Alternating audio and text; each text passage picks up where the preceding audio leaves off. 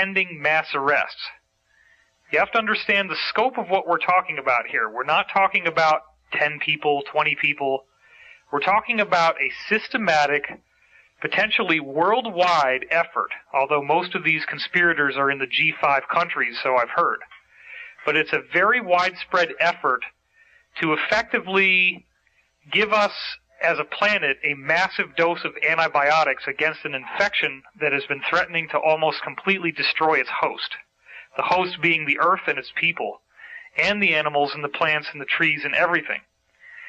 So Drake came along on the internet recently. I was sent an email by him announcing that he was going to have some radio shows. But when the email first passed by my desk, I didn't quite catch the impact of what it was saying. Because up until now, the only people who have really been reporting on these pending mass arrests whatsoever have been Benjamin Fulford and myself. And in both cases, we have, together and independently, sets of contacts, some of which are deeply embedded within the Pentagon, who have reported to us that this is very real. In fact, I had heard from an off-the-books source, this is not somebody who's gone public at all, that this had been sparked by 9/11 to a large degree, that many people in the military realized that they were not in the chain of need to know, and that this was not Arabs with box cutters who caused these buildings to fall into their own footprint. If that could happen, if kerosene can melt steel, then every kerosene heater ever built is a massive hazard. But yet they're all sitting there just fine. So something is going on here. People know about it, they're scared of it, and in what I call the sheep effect, they feel that if they keep their head down, then the wolf won't know that he's been spotted, but the sheep who's dumb enough to look up and stare the wolf in the eye is going to make him charge, and that's the one who ends up dying. Well, I'm not afraid of death. Neither is Drake. He's here, and he has put a public face behind something that up until now has sounded like two guys stroking their egos, trying to say something that makes everybody feel good, but has no teeth behind it. And now here you are, and I want to hear what you have to say. So why don't you tell us a little about yourself and how you got into all this? Well, what I'd like to do in conjunction with that is let people know what we're not. Okay, great. This will give everybody a better idea as to what's going on. Oh, I'm sorry. One more thing I should point out is that I called you the other night, and we spoke for 4 hours and 22 minutes is what the phone said when I hung it up. And I called you jointly with one of my very senior top insiders. So you will now be able to vouch that you spoke to him and how amazing that discussion was. And more importantly, I've trusted him, built it up over years, and he vetted you out and actually identified dozens of specific points that you said that are not on public record that you could not have known unless you are the bona fide, authentic, real deal. So I want to make that point first. Cool. So some disclaimers you said you have to give us here. What are you not?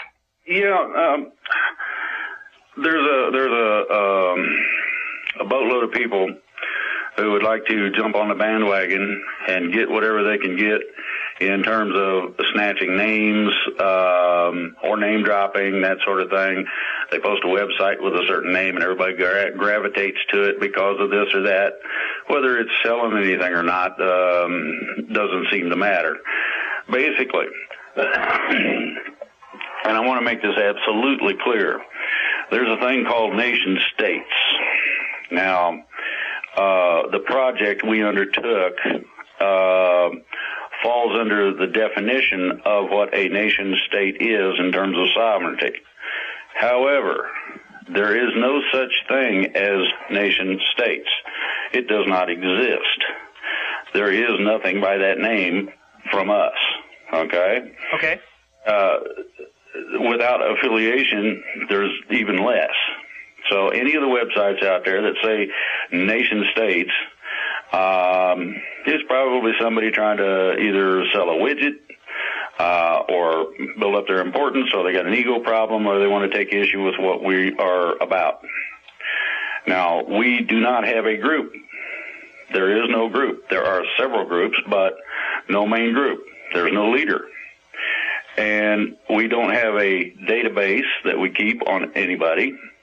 Most of the people are anonymous in that we do not know exactly all of the people involved in this. Now, primarily what this was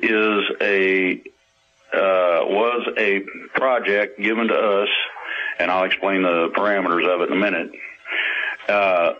The process was at first an accident in some ways. The information from me came over a radio show that I complained about. Somebody took notes and tried it, and it worked. And we'll cover a little of that in just a minute. But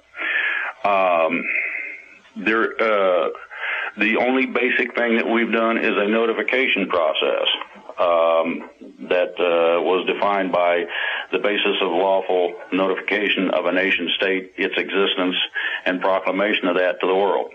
And the idea behind doing this is ultimately for sovereignty and freedom. Exactly. For actual states in the United States as well as for individuals in the United States. Exactly. Okay. There are several things that go into this. Now, we're not affiliated with the White Knights, gatekeepers. It's just us. And we, as I said, don't even know everybody involved. Neither do I. It's funny because another contact I have was demanding that they be put in touch with this group. And I said, look, I only have 2 points of contact with this group. Well, okay, 3, but nobody wants to say anything. I mean, the amount of information I've gotten has just been in little bitty trickles, but nonetheless, if you add up what the trickles are saying, this is an incredible, incredible story. What's getting ready to happen here? And some of the things you were saying on the other radio show about how much has already been moved into position and how much is ready to go right now, it's astonishing. So I want people to hang in there, because right now we're sort of going through some of the bookkeeping that has to be done to build up to this. But once we get to the main thrust of this story, it's absolutely amazing. So please go on. Okay. Now, if somebody wants to know about what we're doing, and they would like to listen to the radio programs, which are archived, they need to go to Freedom Reigns. That's Freedom, just like freedom. Reigns is REIGNS.US. That website has been put up to alleviate us having to repeat ourselves and the extraordinary glut of filling up the mailbox and this sort of thing, so we have time to do what we're needing to do. Now, there is one stipulation in this, and I want to make this absolutely clear. We do not have anything to do with RAP Rusa, which is Tim Turner's group. Restore America program is what you're talking about, right? If you go on the freedomreigns.us website, there are exposures for that group. Yeah, I was just going to say the name Tim Turner seems to be popping up in my mind because I think someone wrote an expose on him recently, didn't they?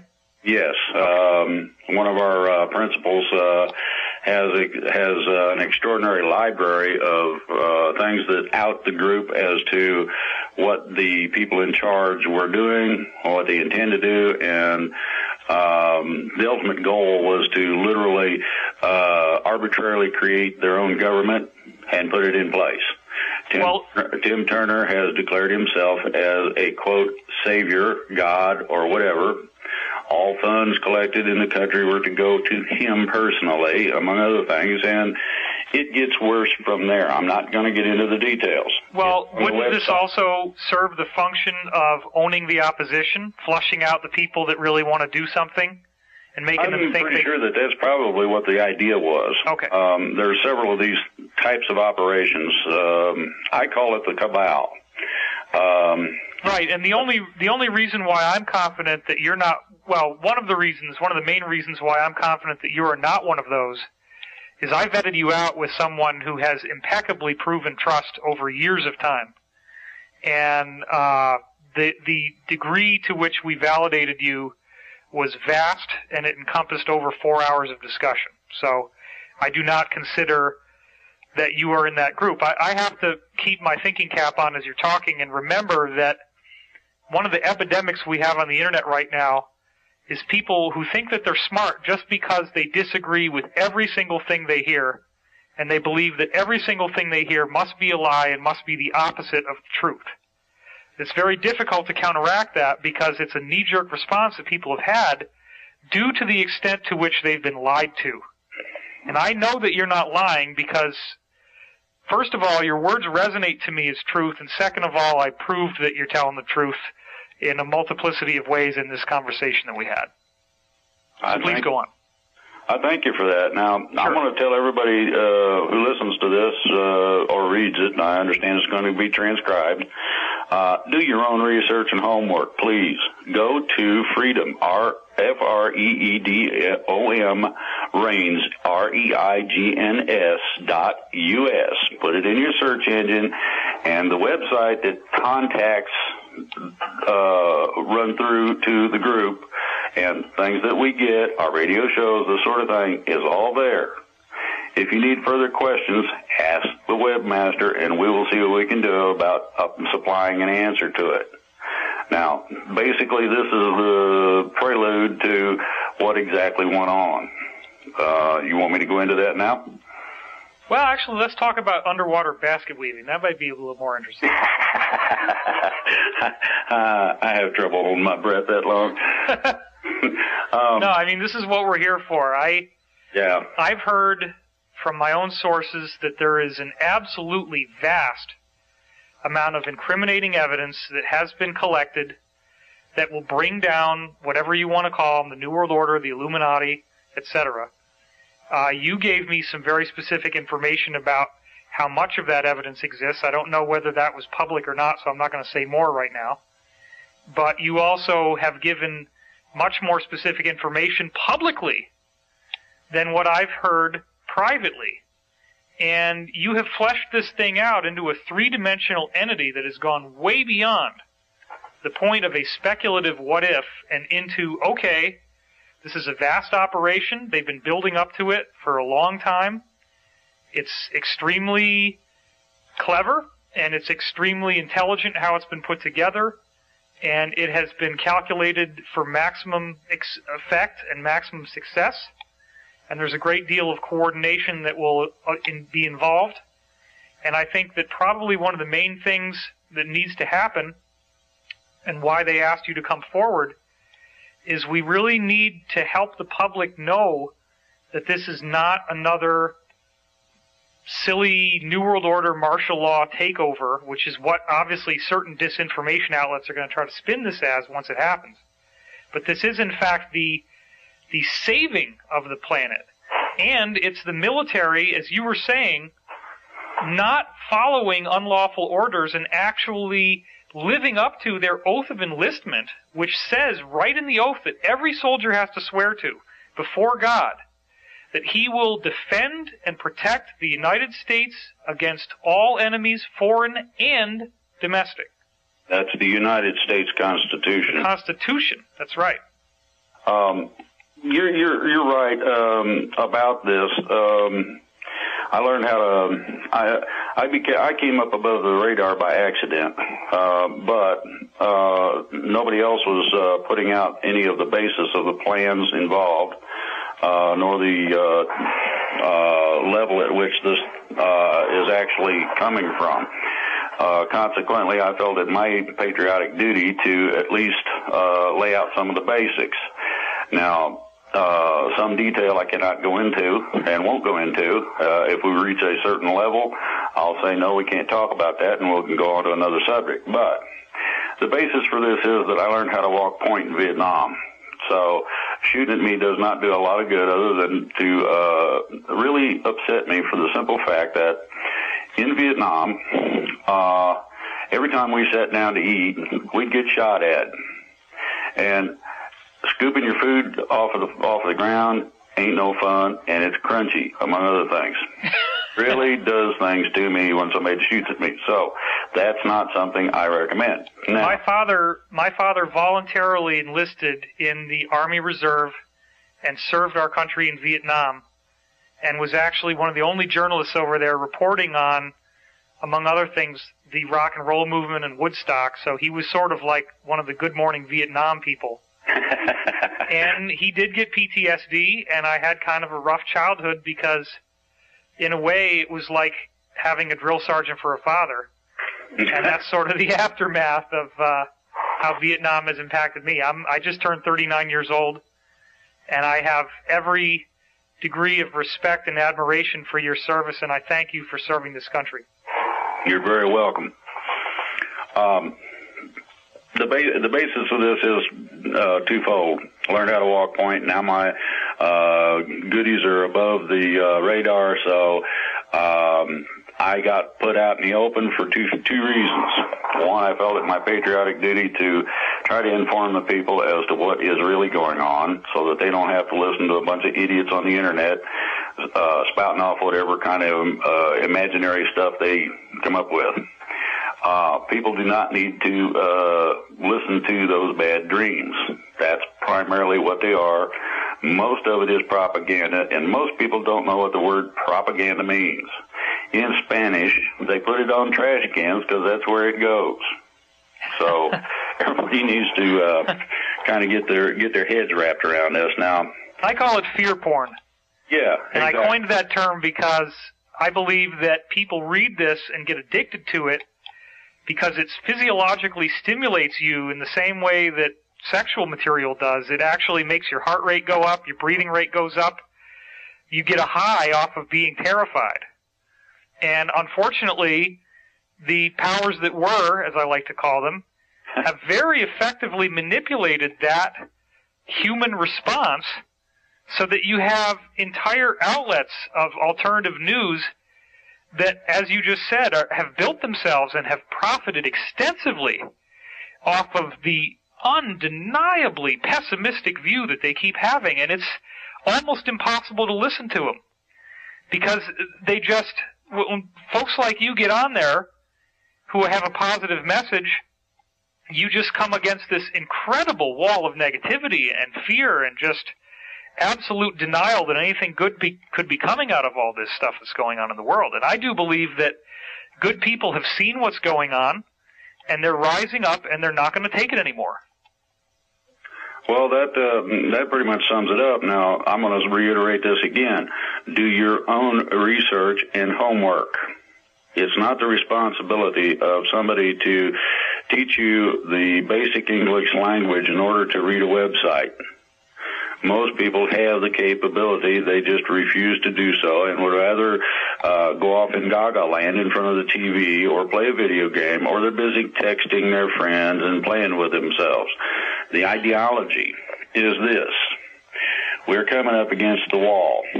Now, most people, and I don't care who reads this, most people with any kind of common sense at all knows that there are some real serious things going on in the economy. The lack of jobs, the amount of foreclosures, the separation of families because of economic problems.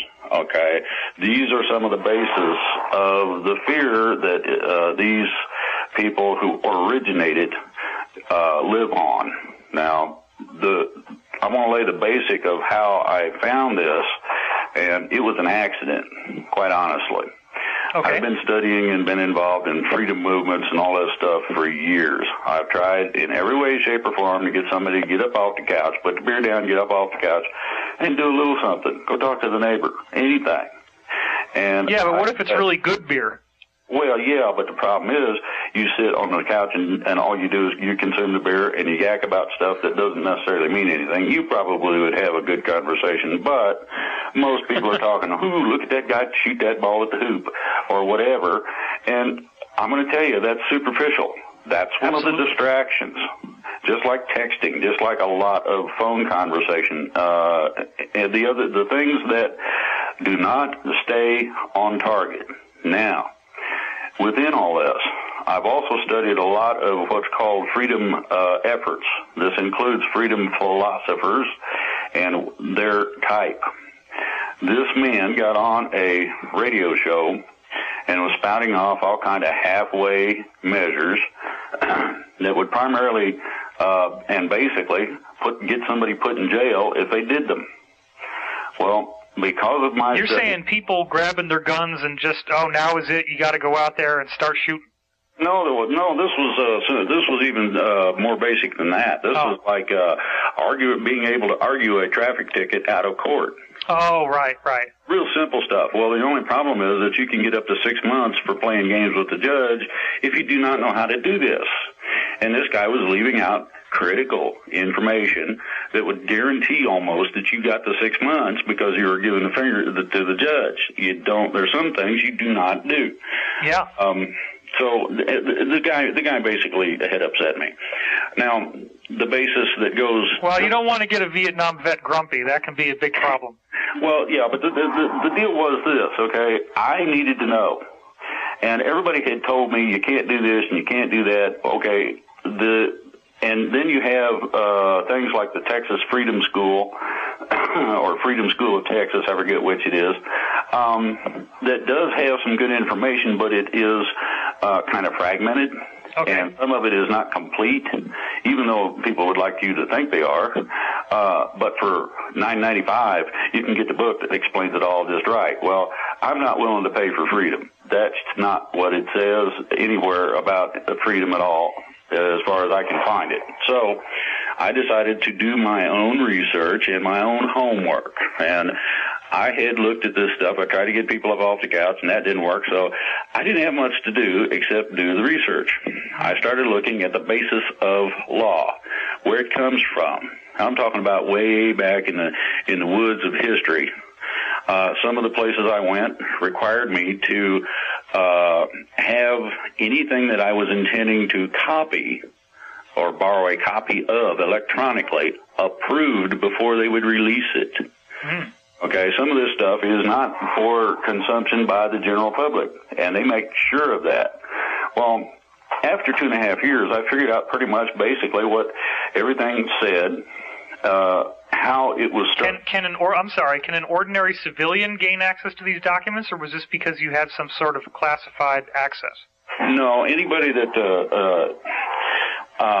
it depends on whether or not you're as nasty as a junkyard dog and tenacious as a bulldog and refuse to take no for an answer, and you bother somebody until they decide to allow you to do something simply because they don't want to fool with you anymore. I gotcha. That basically does research, and it covers all of it. Those people who won't listen eventually do when you get a hold of them every day. When you just send them 50 emails a day, one every minute or something, it bugs them enough. It's like Mom. When you used to want to get something from Mom, if you bug her enough, she'll say, "Concentrate into it, leave me alone." And that works. Okay. So, the song, I believe, was You Get Your Way by Insisting. Okay. I insisted, so I got the information. I studied this over about 2.5 years, and believe me, it is intricate. It is extraordinary in terms of what it told me was a simplistic, basic way to step outside of the normal controls of what people consider as laws. You have limitations, supposedly, between a citizen of one country and a citizen of another. Those two legally are supposedly separated. That's not quite true. Little things of that nature were what I was after to learn. So I'd studied this stuff for about 2.5 years, and I finally took a break from it because my head was beginning to hurt. And I decided to, listen to a little radio and play a little card, listen to a little internet radio and play a little cards on the machine. And lo and behold, here comes this friggin' idiot. He's one of these freedom philosophers. And this is somebody that thinks they know what they're doing. When they are missing several critical points, they will get your butt put in jail. But they want you to try it. I've done this. Yeah, right. This is the guy that would teach you how to beat a traffic ticket, but you could go to jail for 6 months? Yeah, that sort of thing. Real simple. Okay. And if you go about it correctly, it works fine.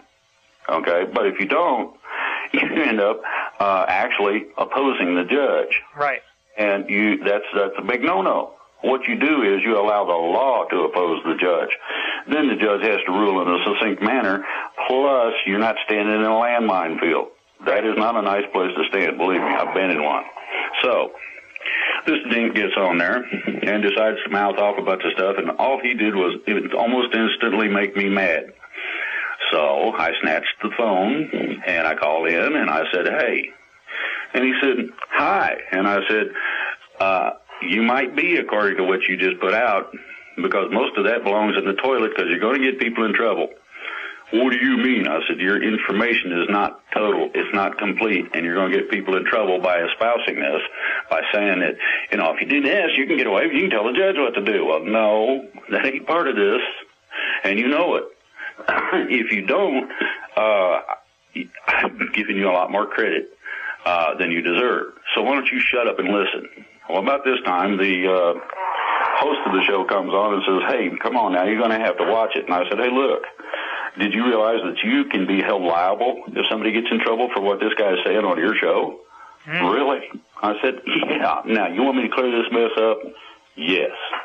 So then the guy comes back with this sovereignty routine, and I got upset for the second time and told him to shut up and listen, and maybe he would learn something, that he might want to learn how to read at the same time.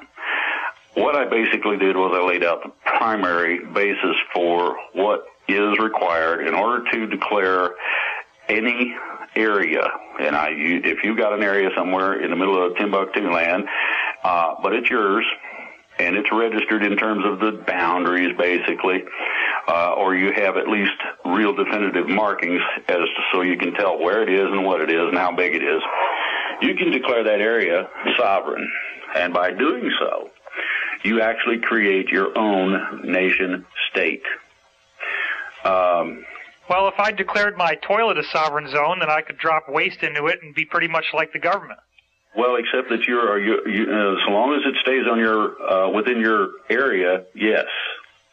Now, by that I mean you should declare the whole yard and use a finger system if you're going to do something of that nature, simply so that you're protected legally. Right on. That's what I'm saying. There's little bits of information, and it can get squirrely, and it's a lot of fun to deal with. But, so I laid this process out. Basically what we did, and the way the process worked, happened, as I said, by accident. While I'm telling this guy how this works, somebody in this great state of Pennsylvania took notes. Oh, wow. And I didn't have any idea anybody would even be listening other than to shut this turkey up that didn't know what he was talking about. Right, so obviously a state itself could be a sovereign zone or declared as such, and those who govern the state could get wind of what you've figured out from your extensive research and implement that research. Yes. Wow. That's awesome. So basically that's what happened in Pennsylvania. The person that took the notes was fairly knowledgeable in the real sovereign legalities and lawfulness, and took that knowledge in combination with what I had put together, got with some other people, and they said, well, yeah, let's see what happens. And so they put together a process of notification, and they sent it off to the International Court of The Hague. Oh, my God. And this is the civilian division, as I understand it, or civil division. And they, of course, sent a reply back when they received it that they had received that package. The rest of it was a receipt of the intent of the package. They had made a copy of what they had sent, certified copy of the original, that sort of thing. Now, their package then, they're sitting on a package there. The Hague's got one in their records. Right. So now you have a complete paper trail. Exactly. Now, the crux of this might be sort of like a subpoena where the simple fact that the Hague accepted the paperwork, by definition, locks them into some sort of binding arrangement. No. Oh, okay. No. This is exactly and only a notification process. I want to make that perfectly clear. Okay. What happens through receipt of the paperwork is that it goes into the Hague record. And in that manner, the notification then is a publication, like you'd use in a newspaper to advertise, I'm not responsible for my debts any further. Well, okay. This thing says, we are now a sovereign nation state. Wow, and gotcha. It's very similar to that, only this is an international newspaper, in effect. We have basically, by sending one little pack like that, created a sovereign, independent nation-state. Wow. Okay, so as soon as they got receipt that this thing had been delivered, they got a call from a higher-up in the Pentagon. And that person says, I understand you guys have been doing some notification internationally? Yes. I understand that you seem to find this process as being rather simple? Yes. The next thing was, do you think you can replicate or reproduce that sucker? And the person went, I don't know. And what you got right then was, I have no idea, quite simply. We can see what's available. We can try and find out. The person at the Pentagon, I'm not going to say that it's a guy because I'm not going to put gender on it, simply that, it could be a female.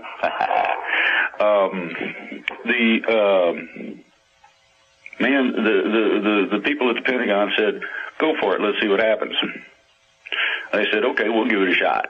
Now, these people are involved in freedom just like I was. They wanted to be able to do something that was real, proactive, didn't get anybody in trouble, and yet was something that could be also used in other ways. Okay, they didn't know at the time what that little simplistic package for that one state did, and didn't find out until after they started researching it. What's the time window we're talking about right now? In terms of when this all happened? This happened, started in about October of last year. Okay. Which is not an exact date. As of November, we decided that we were going to move on this. I got involved because I knew one of the people that had been involved with these people before anyway, and was requested, hey, would you like to be involved in this? And I said, sounds good to me. It's better than anything else I've seen. And then when they hit me with the idea of what it contained, I said, no, wait a minute. I was on a radio show and I explained to them what happened, and they said, really? Okay, so here you go. You got somebody getting upset because some idiot gets on a radio show. He tells them what they can do with themselves and how to do it for real instead of playing games with things. Somebody takes notes, they do it, and all of a sudden officials from the government in the military are interested. Can you do it again? And along with that, there's a combination of other people involved with their own shows at different times during the week.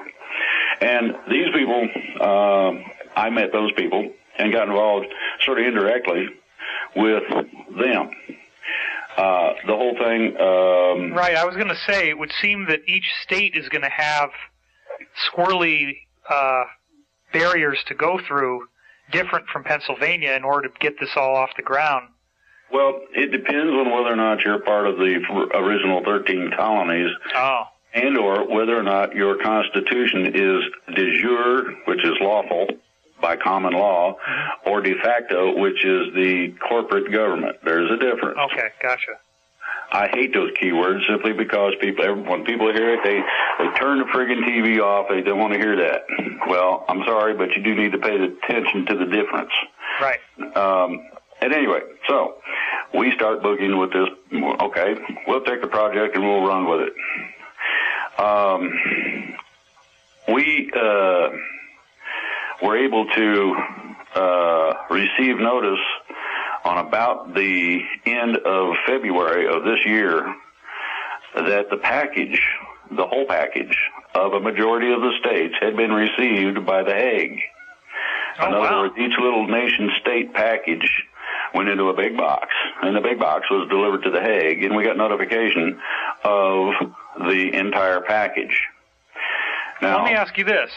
Yes. If the military, in its oath to defend the Constitution of the United States against domestic enemies, gets word of a civilian-based initiative which demonstrates that the states wish to have their sovereignty returned to them, doesn't that legally give them the right to move forward on this and enforce the will of the majority of the states? Well, that's part of the process I'm coming to. Okay, great. This is not just a simplistic process of sending a newspaper clipping overseas. Oh, I get that. Receipt that it got to where it was going. So the basic premise of a nation state is this. What most people used was either their own constitution or they wrote one. It had to agree with the 1787 United States Constitution to include the 13th, and I mean the original 13th Amendment, where certain people are not allowed to hold foreign offices here in the States. The Bill of Rights, the Articles of Confederation, and that real cool document called the Declaration of Independence. By declaring our sovereignty and our disengagement or our effort to remove ourselves being individual states, from the corporate United States government, what this did was this rebirthed the Declaration of Independence, which states on page 2 that when the government gets out of whack, you got the right to take care of the problem. Absolutely. Now, here's the other part of this. The manner and format of using those documents, the original founding documents, in conjunction with a meeting by representative residents of a state, gives those people the right to make the declaration. This then gives legal authority by the civilian authority to the military to take actions as necessary to back up the civilian action. That's what I thought. Okay, perfect. It's kind of convoluted, and I know it's not real simple, but simply, we sent off notification. The military gave us gold star. They just loved it. Okay. Now, I'm assuming that just so people get clear on this, you're not talking about just a group of ordinary folks who are like surfing the net and listening to truth radio. These are actually people who have some degree of influence in these states that you were networking with. No. As a matter of fact, some of them are not very well educated. And I'm going to make this perfectly clear. You don't need influence in order to take certain actions. I see. So the simple fact that we are all American citizens, everyone whom you're speaking about, myself included, any citizen has the right to do this. Yes, basically. Okay, perfect. Now, the premise is this. In terms of declaring your state as free of the United States government, and I'm talking about the corporate government and all of its affiliates, what happens is that each state becomes, according to the notification process, its own sovereign nation. So this is where the nation states handle comes from. I see. It's just a plurality of what individual states did. You have to have a certain number of people who reside in each state in order to accomplish the process. It's not difficult. We do have backup and assistance for that if somebody has problems. So in our effort, we got not only a majority of the states, enough of the majority of the states to have a cushion in case there was some problem with some of the paperwork, along with a fair group of Indian nations who also submitted paperwork in such a fashion that the basis is this. The United States has been set free from the corporate government, literally, on a lawful basis, as recognized internationally. Well, I can hear the howling laughter of skeptics who are already stroking their egos and saying, oh, sure, he can say whatever he wants, but if it ever even made it up to the Supreme Court, they would just knock it down, just like they appointed Bush in the whole election debacle between Bush and Gore. Not exactly. Okay. As I stated, I went back to the origins of law. And the origins of law come from the origins of law as written on cuneiform tablets by the ancient Sumerians. The tablet that I was privileged to get a copy of comes from somewhere in the neighborhood of 11,000 BC. Wow. Okay, from that tablet, you got ecclesiastic law. From ecclesiastic law, you got canon law. From the combination of ecclesiastic and canon law, you have all of your statutes and regulations that are considered law under common law. And now, this underlies... common law was developed basically in England so that the poor serf, and this is the hired hand that works the land and tries to feed his family and make money for the boss, would have some form of protection in case the some dude they were working for decided to go crazy and kick him off the land. He could object. That's where common law comes in. The basis and premise of common law is simple. It contains two basic things. One is no injured party and no property damage, and it's property of any kind, no crime. Just that simple. This is the basis for much of the legal documentation that we used. It's also some of the basis for which we used the process. Now, the neat thing about this is that the manner of the steps outside of both ecclesiastic-based law and canon law. Any form of statute, be that local, state, national, or international. And it protects itself because it does not state anything that other than the simple notification process. So it stays within the system, but also is set in such a fashion that it's outside of any challenge. This was the idea that I was trying to find out about. Well, these occult governments obviously don't want people knowing about this, and that appears to be why you had so much trouble getting those documents. That's pretty much part of it. Now, the rest of it is that they found out about the process we were using and interfered with that as much as possible. Certain notary seals were challenged. Certain Secretary of State offices refused apostilling documentation, and a whole bunch of things. However, in spite of all the fun and games, we did get it done. It has been delivered. The copy, and I'm talking about the real copy. This is not something you run off a copy machine, but something that is traditionally accepted as a de jure copy of the legal documents, was submitted to the correct people in the military who were just delighted to find this. Now, I'm going to go back to something else. Back in the day, I was involved with nuclear defense of the country. I had some rather high security clearances, etc.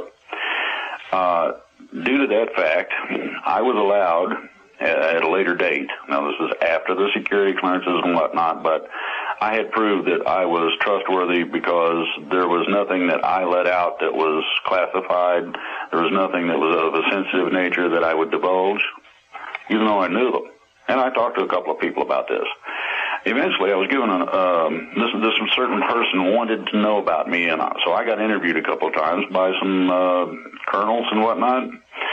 And finally, the guy said, one of them showed up in the staff car and said, somebody wants to see you. Can you come with me? And I said, no, I ain't going to be, putting the trunk in mine. He laughed. And we took a ride over to this certain level officer's house. What time window are we in right now? 79. Okay, so 79 is when this event that you're speaking of happened. basically, in that area. I'm not going to give exact dates because I don't want to out people. I just wanted the window. And let me express this real clearly. If somebody finds out who these people are, they're dead. Oh, I know that. So are their families. They get to stand there and watch their families be tortured to death. And I'm not going to put anybody through that by outing them. So I'm going to say arbitrarily 79, give or take. Okay, great. In that process, he invited this officer invited me into his home, and I asked him what I was doing there because I had no idea. Now this is after I'm out of the military, and the officer said, "I got something I need you to read." And I said, "Why me?" He said, "Because I feel I can trust you, and I want your opinion." He put a stack of papers that's about 5 inches thick in a binder on the table. 5 inches thick. Yeah, I don't know how many pages. I didn't bother. I didn't even get to read it all. I spent about 4 hours reading, and I went through about, give or take, 3/4 of it. Okay.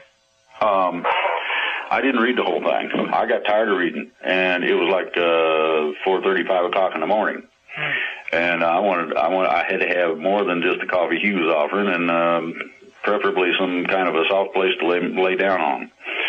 So I told him, I said, "Well, what is it? What kind of opinion do you want?" He said, "What do you think of it?" I said, "Well, it says the plan." I said, "Where'd this come from?"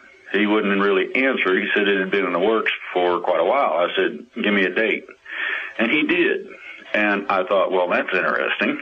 I said, so in other words, certain people took issue with what was going on at the time, figured that the ship of state was going to head in the wrong direction, and decided to start putting this plan together so that you guys would have some form of guidance in terms of what the general outcomes would be. He said, exactly. I said, I like what I read. You might have told this story a lot. You didn't say anything about what the document says. I'm assuming this is something about rescuing America from these Illuminati people? Well, primarily it was generally at the beginning, the ship of state was screwing up badly. Okay. And to keep it from sinking, they actually implemented a general plan real quick. That was probably the first inch or so of the documentation. In such a manner that the people in the military could cause influence to happen to people outside the military who had the capability of changing some simple things. Well, it must have been frustrating to see Watergate come and go, but then basically after a little slap on the wrist, it's all business as usual. Well, you have to realize what was really going on. Tricky Dick was trying to become a dictator. Sure. Could not pull the power correctly, and so that's what happened, basically. Yeah, somebody got a little slap on the wrist, and nothing really came out of it. Now, sure. They did not want to out the fact that they had been involved. This is the other reason that you saw only a slap on the wrist, and you saw nobody in high office involved in it much, one way or the other. There was a couple of people that were used as scapegoats, but other than that, nobody of significance. That's exactly part of the plan. Right. Okay, however, they could put these people in a real sticky situation with a lot of pressure if at any time they decided they didn't want to comply with the next portion of the plan, which starts after about an inch of this. So you're going through these things one at a time. And as this is going, you're also increasing the scope of the plan. Now, the plan basically started with the idea of a military coup. I'm not going to lie to you. They were that fed up at that point, and they felt endangered enough at that point that they actually considered it, and each and every last person involved signed a pseudonym name. It's a code name. Each one of them's got one. That they disagreed with the idea. That is not the way to go because it disagrees with the basis or premise of posse comitatus, that the military does not have authority over the civilian population and are not to engage them. So there was enough old-timers that disagreed that convinced everybody that was not cool, so they decided no. And so over the years, this plan built up. And it got more convoluted. It got more complicated. It got. And this is all in the 5-inch document you saw in '79. Yeah. Okay. And in '79, they didn't really know which way things were going to go because if you remember, from about 70 5 on, after the fall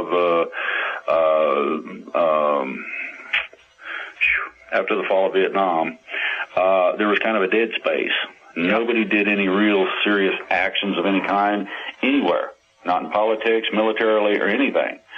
During that particular time is where the rest of the document came about. These people were working 24/7 or something in order to make sure that the plan encompassed everything they could think of that could possibly come up.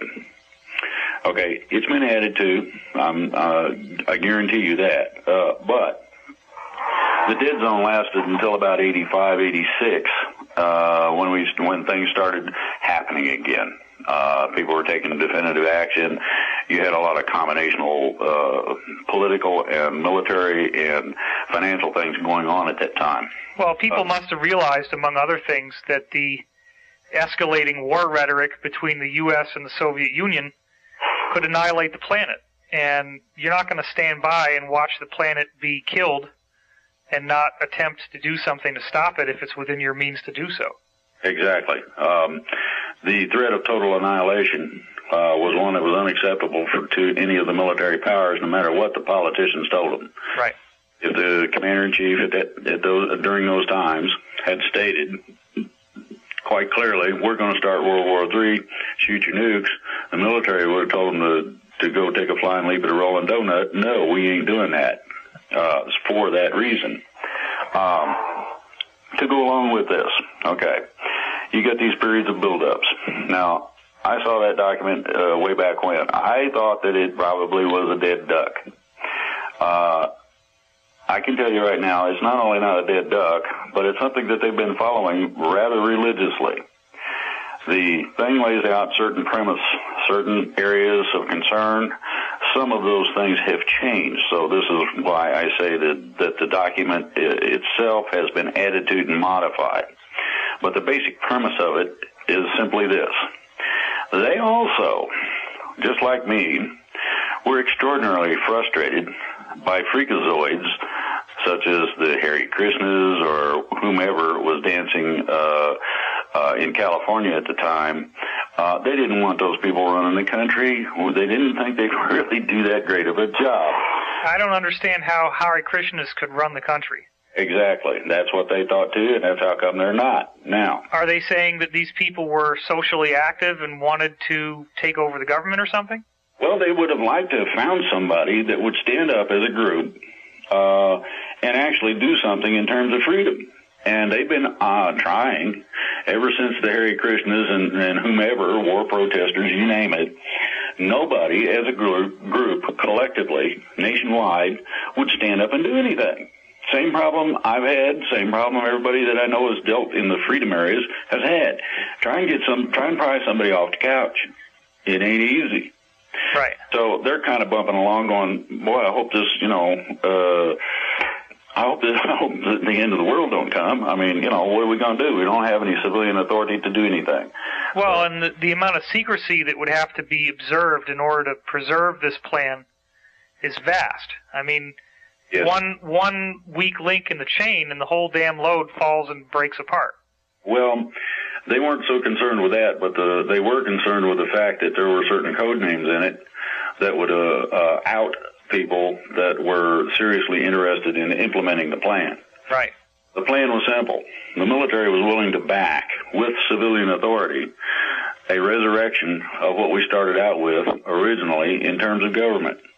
The idea that a politician has control over a battlefield is totally averse to the idea of even being on a battlefield.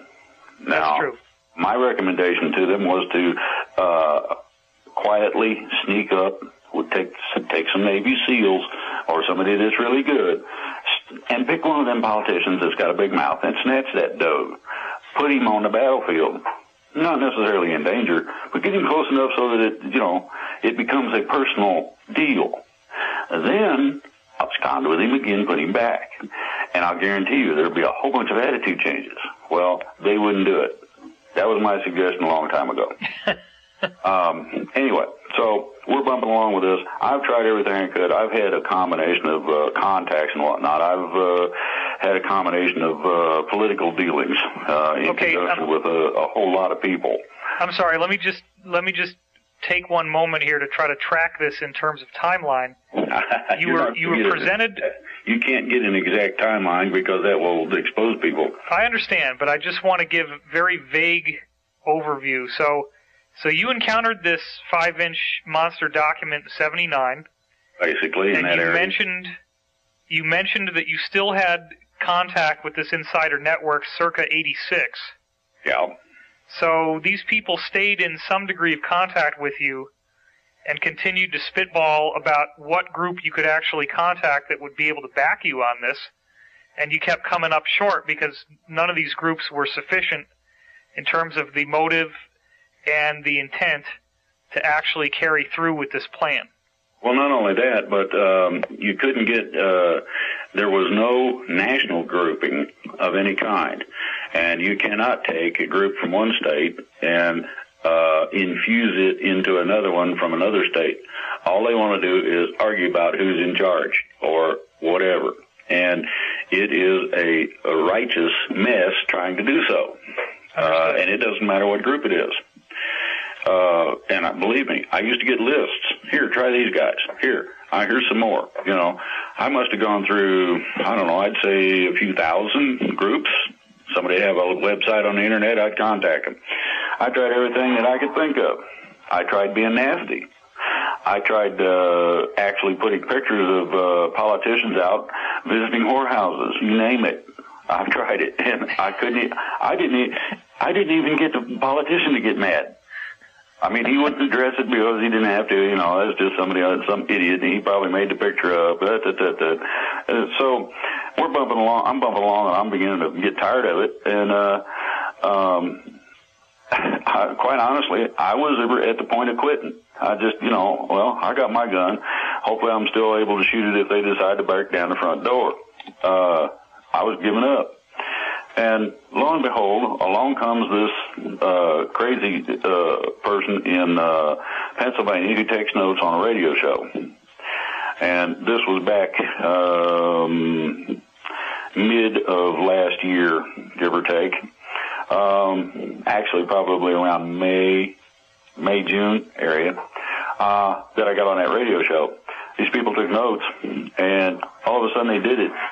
And then all of a sudden, they contact some of the people that I'm in contact with. I'm just kind of playing around, seeing what's out there.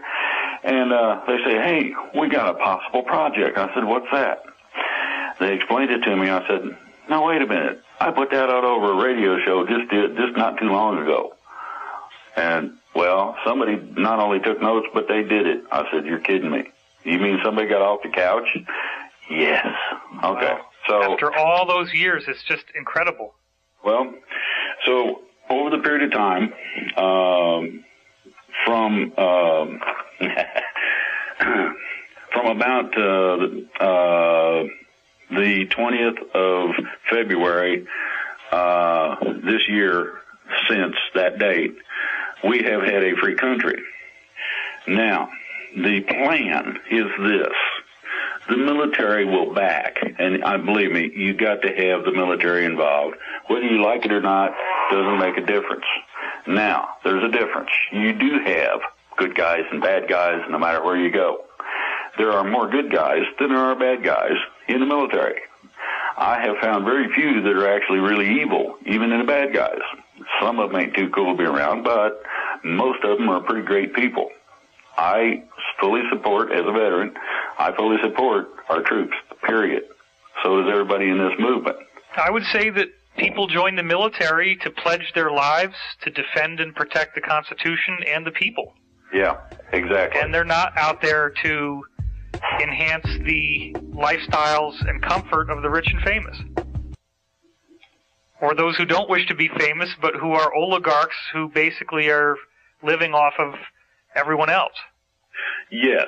That's not what they did it for. And everybody, if all you have to do is watch a few of these Illuminati propaganda films to realize that if you do work for these people, they will stab you in the back almost as a law of nature. So anybody who thinks that working with them is a good move, Wait until what happens when you're no longer useful, and see how quickly they'll torture and kill you and everyone you care about. Well, nobody is immune from that. It's even actually worse than that. The onion that makes up what we're talking about has basically 4 levels to it. The outer level was notified at the same day that our package landed in the international court that they were no longer under their protection. Over a period of a few months, there's been several thousand resignations, house arrests. There's been tons of banks closed or closed for a couple of days and reopened. You name it. Now, this is not just bankers. This is also financiers, your exchange people. Oh, yeah. Everything. I cover it on my website. There's 358 resignations documented by somebody going under the anonymous name American Kabuki. And there's a link for every single one of them, and they're all in chronological order. And this includes, on February 29th, the resignation of James Murdoch, Rupert Murdoch's son, from the executive chairman position of News International Corporation, which is Fox. Yeah, that's basically called a protection move. He was not, it wasn't a question of his protection as much as it was in terms of them protecting him, as much as it was his own protection, because he didn't have that much to do in terms of the illegalities that Dad pulled. Right. So he's not all that bad one way or the other in comparison to some of them. But to get to the deeper grain of what you're saying, if I'm hearing you correctly, I'm getting that you had this package delivered to The Hague, and that was the critical moment in which those on the inside were aware that these mass arrests that have been planned ever since the 5-inch document you saw in 1979 could actually move forward by the will of the civilians in terms of common law going back to the Code of Hammurabi and 11,000-year-old documents. Exactly. Okay, great. What this did was, when they received it and it got past their agents who work at The Hague, what it did was they knew that it had arrived because that person was made aware. There was nothing they could do about it. So consequently, their protection evaporated. This is like steam on a hot highway, and the sun comes out, and poof, it's gone. Okay, well, there's thousands of resignations in Europe to date. Now, in 1 week, and I'm talking last week, there was 450 resignations, retirements, and this stuff, and 200 arrests. That's a staggering number. That's 650 people involved in finance. Now, here's the difference.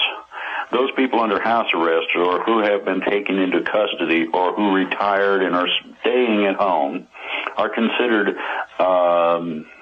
not very important one way or the other. They are primarily figureheads and not much more. Right. The difference is those who were arrested and those who are being arrested and those who are going to be arrested, that's the second layer of the onion. This is why we're not seeing a lot of newspaper and website articles about this, because there's no accountability of these people getting arrested in the outside world because they don't have a public position. Well, not only that, but the mainstream media is controlled by them. Exactly. Therefore, you're not going to hear this. Yeah, and I documented that extensively in my investigation, Financial Tyranny. It goes back to Operation Mockingbird and traceable information regarding the Masonic Order and guys who in 1826 were saying, yeah, we own the press and we own the judiciary and we own the police and we own the government and F you if you don't like it. Yeah. Basically, there's nothing you can do about it. People have alluded to the fact that there's something out there everybody's afraid of in terms of industrialists, people of power. This is basically what they were afraid of. That's Woodrow Wilson's quote in his book, The New Freedom. Yes, very important quote. Exactly. Now, the thing is that what people didn't realize was the limitation of, you mentioned the G5, I'm going to say the G20. Okay. And the reason I say the G20 is that some of these nations have not quite come to the light yet that they got a real serious problem or how serious it is, and they're not fully under the control or fully beholden to or involved with the G5. So they're kind of on the edge, and they can go either way. And the basis of this is very simple. Several things have happened. Number one, we convinced enough people to abide by documentation done the correct way, and we submitted it to The Hague in terms of a majority of states, which basically set a precedent for being free and for military-civilian action. The military backs us up by way of federal marshals who contact local law enforcement, and local law enforcement actually makes the arrests. I'm sorry, just so that people understand, are federal marshals members of the Army National Guard or the Air Force, or what are federal marshals? Federal marshals are federal law enforcement officers, basically. Now, okay. The definition, though, is by present authority, which puts them in the trick bag of having to follow the edict of what we've done in terms of the will of the people to go along with the military plan. If you wanted to meet a federal marshal, what offices would you go to? I mean, are they FBI? Are they CIA? Are they Homeland Security? They're on their own. Okay. That's the nice thing about a federal marshal. He's relatively independent of most things. Okay. There are some that say, I'm in charge of them, and they're liable to get a strong argument that only depends on the situation. In some situations, a citizen is in charge of the FBI or the CIA, depending on the situation. And it varies. But basically, a federal marshal is he is a federal employee of the current power. Okay. Okay, so the notification process, what it did was it authorizes the military to contact the federal marshals, to contact the local authorities, to actually take the actions of arrest. Now, okay, this might piss some people off, but I really want to clear this up. Do these marshals exist in different offices? I mean, how would you find one? What kind of offices would they be employed by? Well,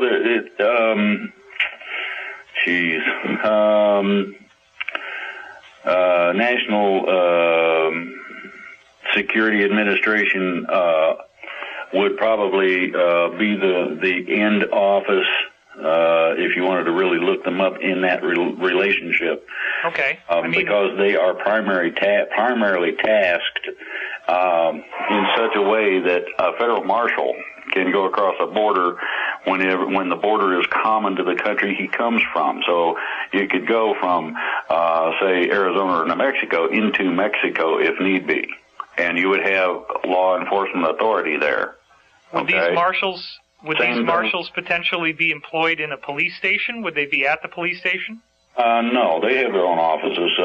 Federal marshals' offices. There's a variety of them. Okay. They have a combination of different duties. I don't mean to sound like an idiot. I'm just cautious to make sure that people don't think that you invented the term federal marshal and that it's just some guy on the internet reading websites and, oh yeah, I'm a marshal and here's the little badge that I made. Yeah, I bought one of those yesterday down at the dollar store. I understand what you're saying. This is real. These guys are federally employed. Well, you've heard of federal air marshals. Yeah, they're on the airplane. He is a federal marshal. He just simply is on air duty. Okay. That's all the difference is. It is. And these guys, there's a lot of these guys out there. They're very well trained. They're very knowledgeable. And they're not extraordinarily professional. And they're not soldiers.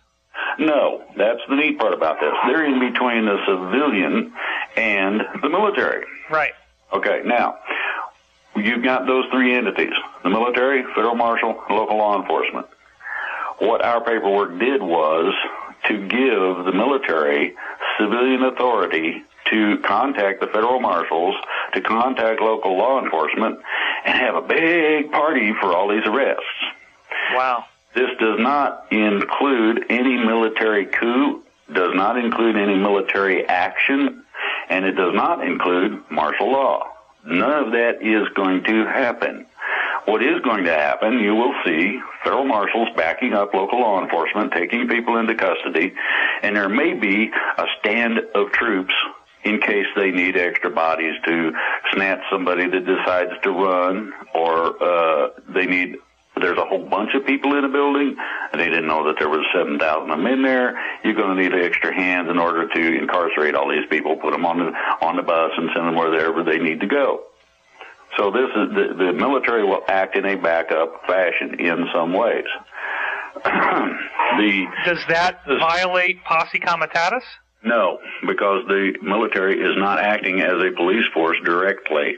They're assisting a police action. Exactly. Okay, got it. And the police action is one of control of and or prevention of rioting or general civil disobedience that would call for a police situation.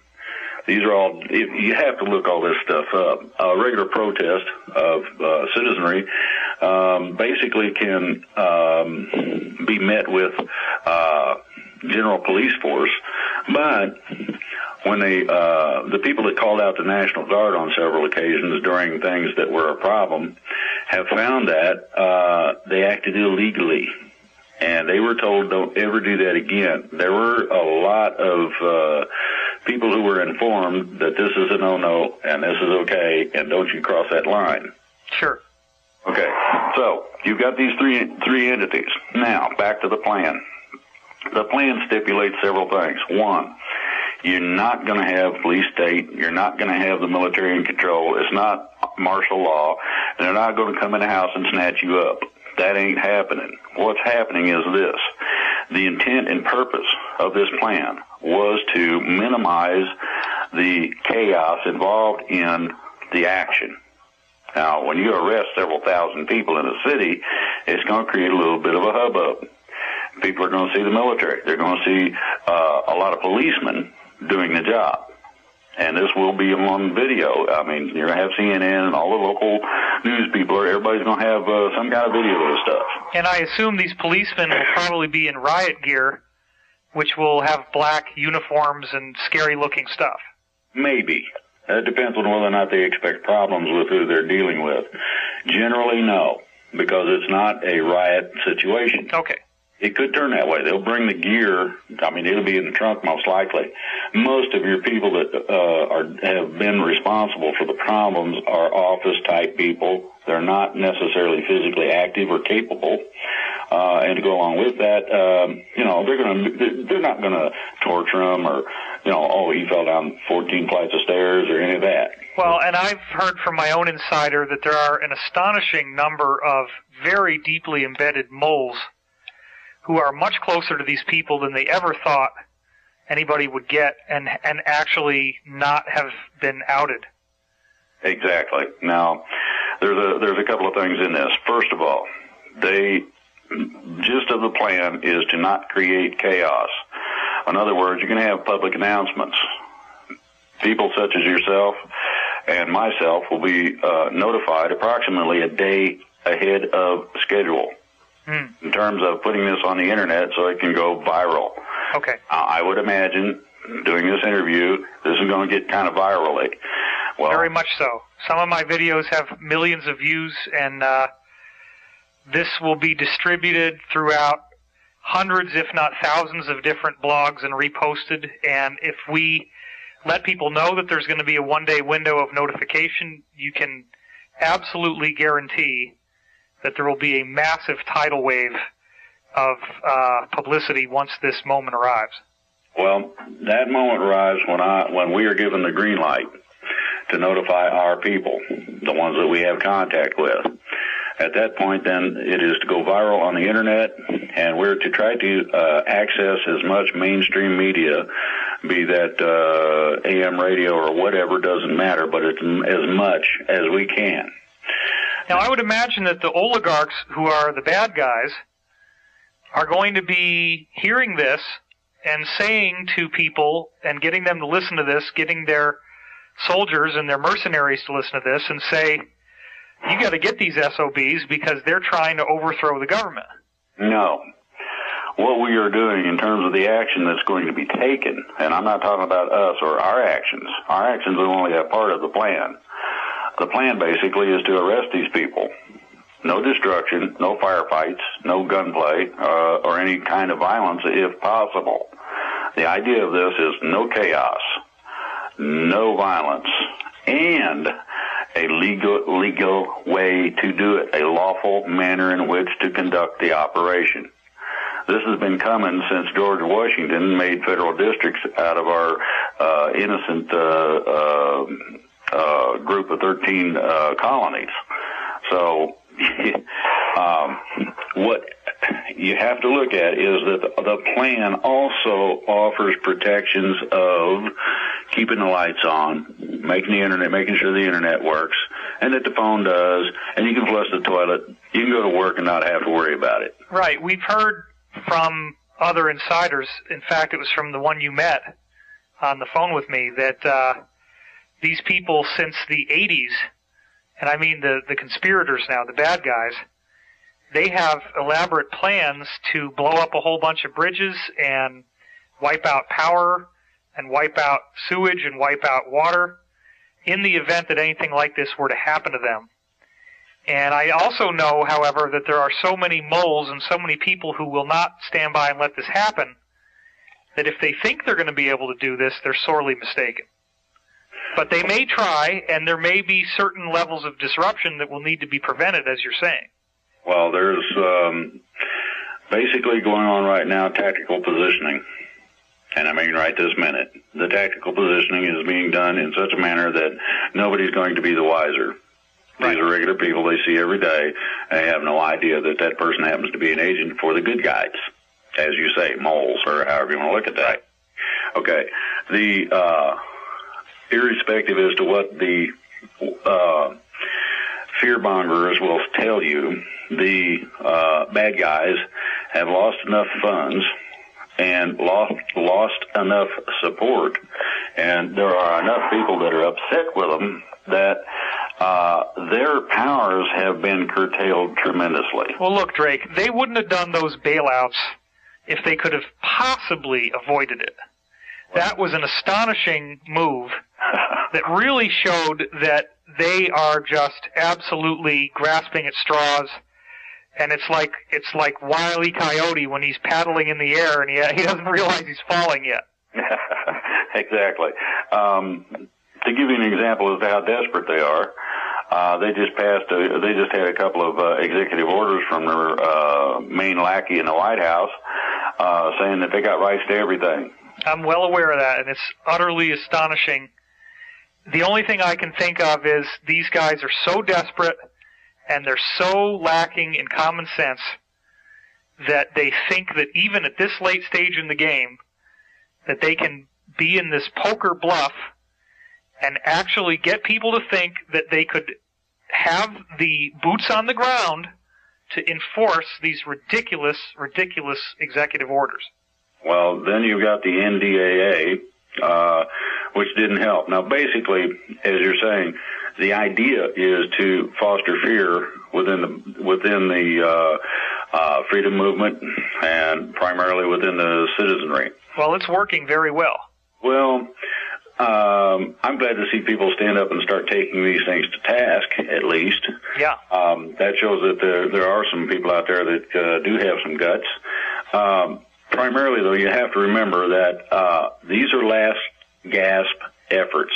The only thing they've got left is, at this point, mostly control of the press, and they're losing their grips on that, as well as this sort of shake the bush to see if the rabbit comes out. Well, and as I was saying, you have to have people to hold the guns. Well, I addressed, anybody who wants to listen to it, I addressed the troops. That's active duty, reserve, retired, and disabled. That is, again, on the website, freedomreigns.us. And the basic thing that I have heard from active duty troops is that they have two things that concern them. The first one is that they disobey orders. It doesn't matter whether it's lawful or not, that they're going to be kicked out of the military. Well, there ain't any jobs out there, and if these guys ain't got skills, they're screwed. And they realize this, so they're a little bit fearful of that. The other part is that if somebody decides to declare martial law, 90% of them, give or take, are going to go AWOL. And they're taking their equipment with them and going home. Now, 90%? Well, somewhere between 80 and 90% are saying, no, that ain't happening. We're not going to go after somebody's grandma with a combat weapon. That's stupid, okay? That's ridiculous. Well, what you have to remember is that there's a difference between lawful and unlawful orders or directives. The unlawful order or directive will tell you to go against what you know to be the truth according to the Constitution. Posse comitatus says that you are not a police force, therefore you're not to go in and extract people from houses. That ain't cool, and it's not to happen. You will receive counter orders possibly that tell you, no, forget that, and arrest that officer. That's liable to happen if somebody ordered it. So the lawful order is going to be something that is going to be an operation that can be carried out lawfully. Now, what if some of these guys, some of the things I've heard are that they're basically saying now that, the U.S. government is under the jurisdiction of the United Nations or NATO, and what if they tried to make the soldier have a NATO badge that he's operating under? Okay. Is that a lawful order? Well, okay. That gets into the issue of being in uniform. You are not allowed to carry out your service duties when you're out of uniform. You take your shirt off and leave it off and go to formation in your T-shirt, and you'll find out how that feels. The basis of this goes to the fact that you are in the United States military. And I don't care which branch it is, doesn't matter.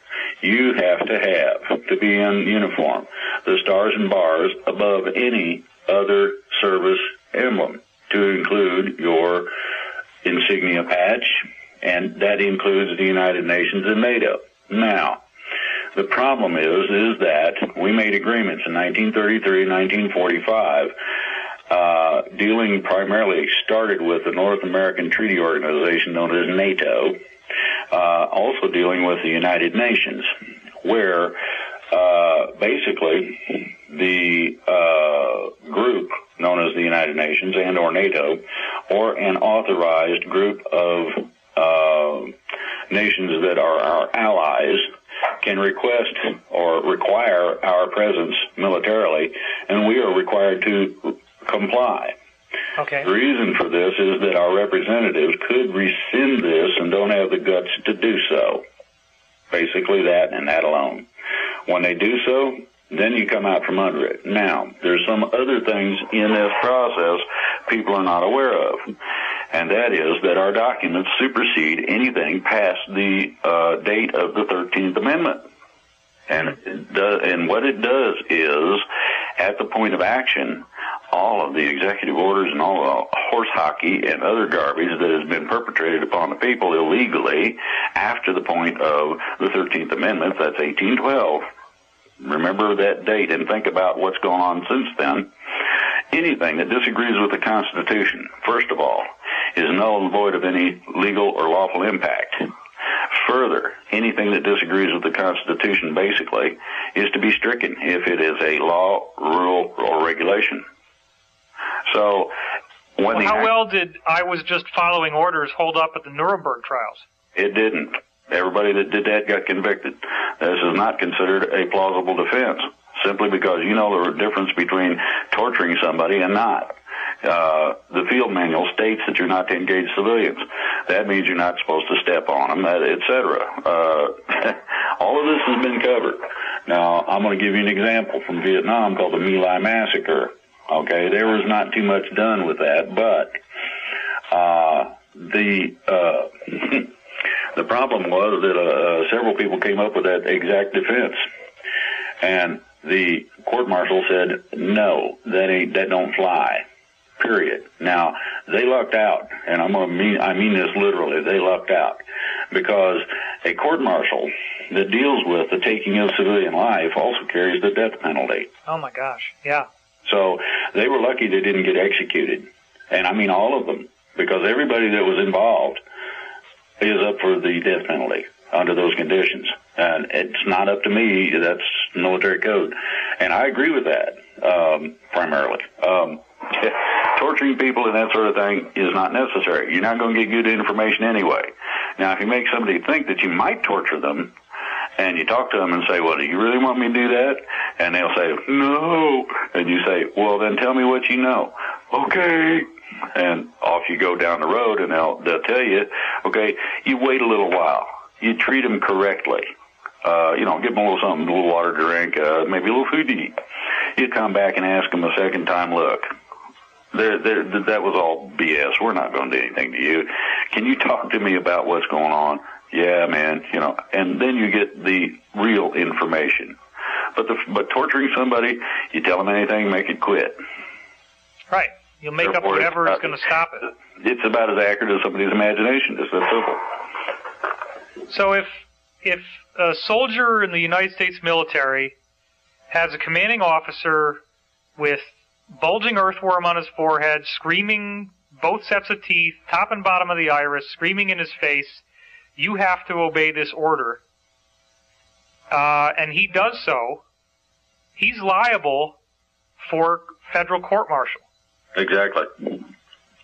So it might be easier, you think, to say yes when somebody's screaming in your face, but you're also describing a majority of the United States military that already supports these mass arrests, and so if you were on the losing side, you're in a minority, and if this mass arrest works, which it very much looks like it will, then you're going to be held accountable.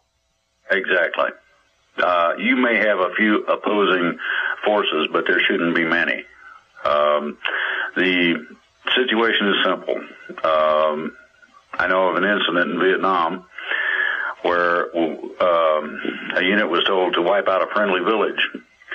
And it was called, back then in the day, a search and destroy mission. Search and destroy means that you go through a village at several levels.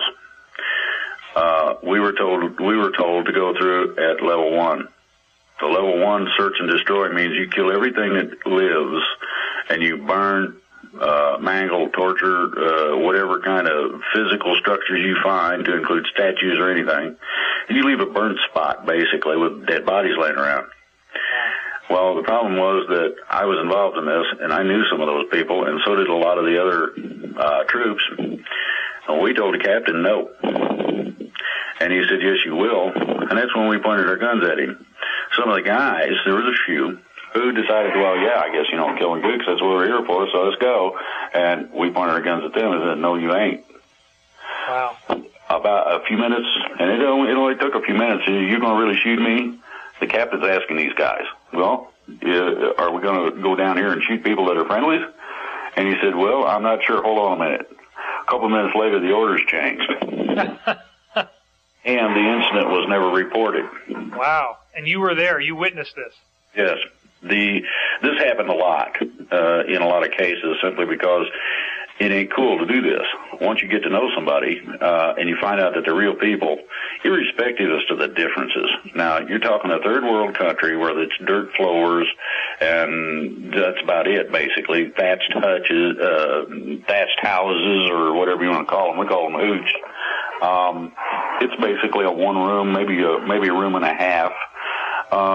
And these people make their living by wading in leech-infested rice paddy water, planting and harvesting rice. They use their water buffaloes a little bit in some cases for some of the heavier work, and they harvest the rice in order to have something to eat. Now, a rice diet is not the greatest thing in the world, but there's also a lot of streams around, so you end up with a combination of fish and rice primarily as the base diet. You can add to that some leaves of some plants that are good to eat. Sometimes you can get bananas. It varies a little bit. But an extraordinarily, and I mean extremely poor place. When you get to know these people, I mean, they're working 20 hours a day if they can, daylight to dark. Every chance they get, they're doing something. and this includes little kids. They're actually given tasks to do. When you see somebody working like that, just simply to survive, and you got an extra can of beans, you make sure that they got it. Right. That's just how it is. You actually look at that and go, man, that little kid's hungry. And you open a can of beans and you make sure that sometimes you stop and you sit down and you make sure that they eat it.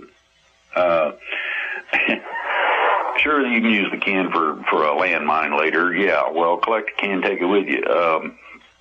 But you see people that are little kids that are bony. I mean, their bones are sticking out because they hadn't had enough to eat. And the reason is that they got fish heads and rice to eat. Maybe. That message with you. You remember these things. So, I don't see it as a right. Here we are. We're extraordinarily wealthy. We got the best weapons in the world.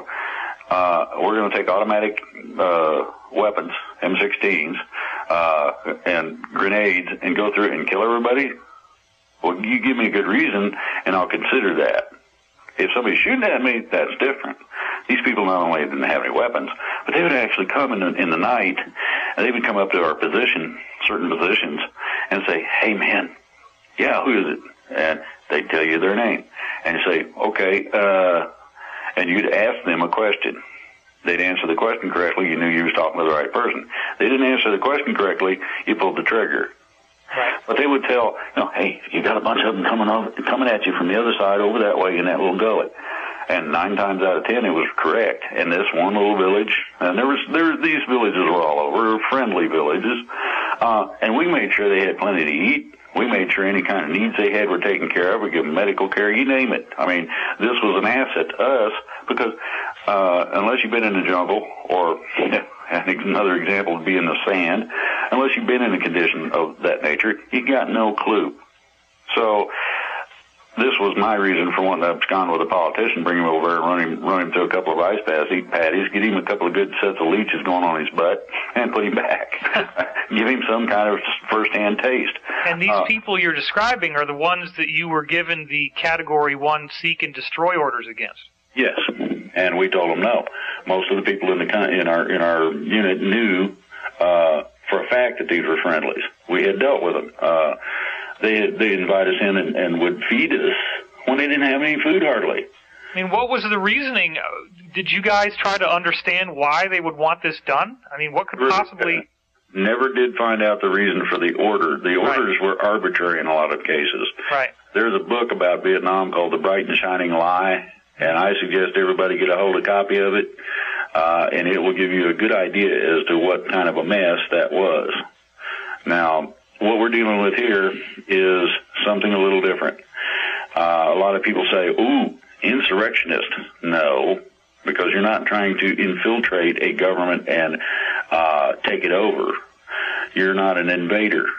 You're not trying to bring a bunch of people in, unlike certain people in certain agencies that like to play games with guns across the border down south. Unlike those people, you're not trying to do any of that. It's not illegal because it's a notification process only. But it does give the military the authority, in terms of civilian authority, under the Constitution, to take action according to the betterment of our way of life. This restores the American dream of mom and apple pie, being able to be peaceful and not have to worry about a whole lot of things.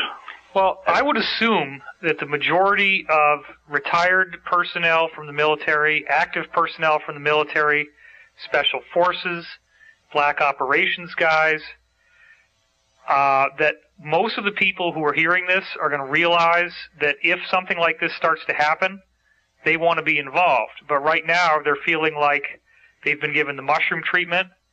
They're sitting in the dark being fed a lot of BS. And let's assume that most of these people want to get involved. They want to know what to do once the time comes. What do you tell them? Look at it in terms of following the constitutional premise of lawful order. A lawful order will not put you into a police situation. It does not call for roadblocks. It does not call for martial law. It does not in any way interfere directly with the civilian population and its operation.